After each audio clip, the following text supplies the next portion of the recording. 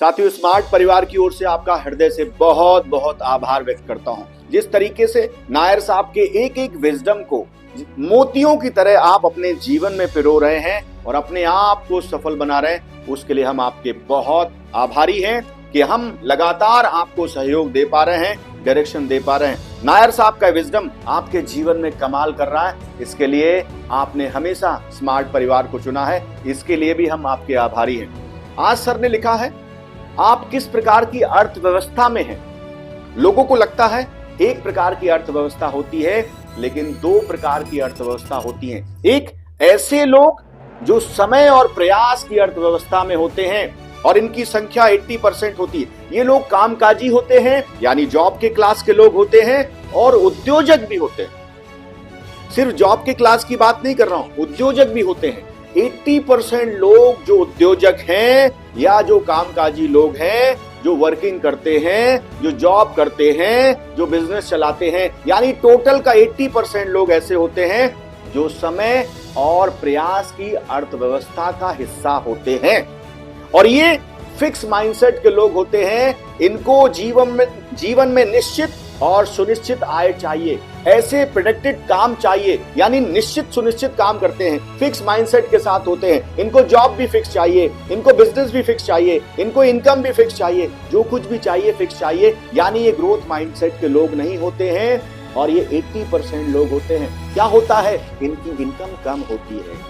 Income कम होती है क्योंकि ये निश्चित और सुनिश्चित में फंसे रहते हैं। 80% हिस्सा उसी का शिकार होती है। ये कुछ भी क्रिएटिव नहीं करते, ये कुछ भी नया नहीं करते, क्योंकि ये उन सब चीजों से घबराते हैं और ये लगातार निश्चित सुनिश्चित का हिस्सा बने रहते हैं, फिक्स माइंडसेट के साथ काम करते हैं। और बहुत बड़ी पॉपुलेशन 80% इसका हिस्सा होती है। दूसरे प्रकार के जो लोग होते हैं वो 20% होते हैं।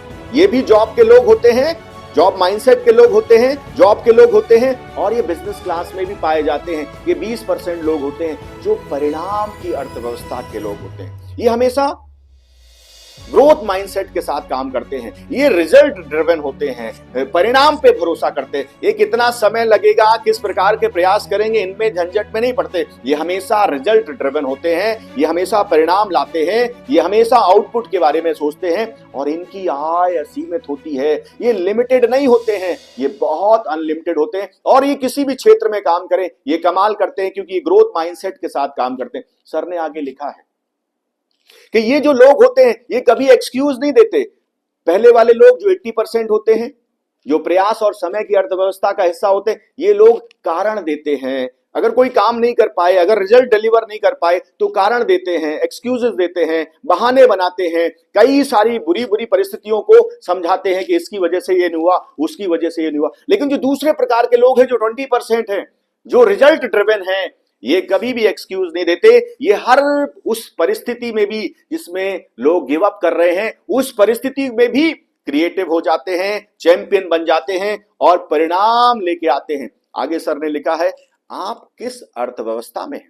सर ने ये भी लिखा है, पिछले 41 वर्षों से वो हमेशा रिजल्ट ड्रिवन इकोनॉमी का हिस्सा रहे हैं, परिणाम ड्रिवन इकोनॉमी का हिस्सा रहे हैं, लगातार रिजल्ट ड्राइव किए हैं, लगातार परिणाम दिए हैं, हर हाल में, हर काल में, हर माहौल में, हर परिस्थिति में सिर्फ रिजल्ट पे भरोसा किया है। और सर ने कहा है, इसकी वजह से लगातार वो सब कुछ पाया है जो इंसान चाहत तो रखता है लेकिन चाह नहीं पाता है, क्योंकि वो परिणाम ड्रिवन अर्थव्यवस्था का हिस्सा नहीं होता है। आज से आप इन विचारों के माध्यम से, सर के विजडम के माध्यम से परिणाम ड्रिवन अर्थव्यवस्था का हिस्सा बने। इसके लिए मैं आदित्य सिंह राजावत भी आपको बहुत सारी शुभकामनाएं देता हूं।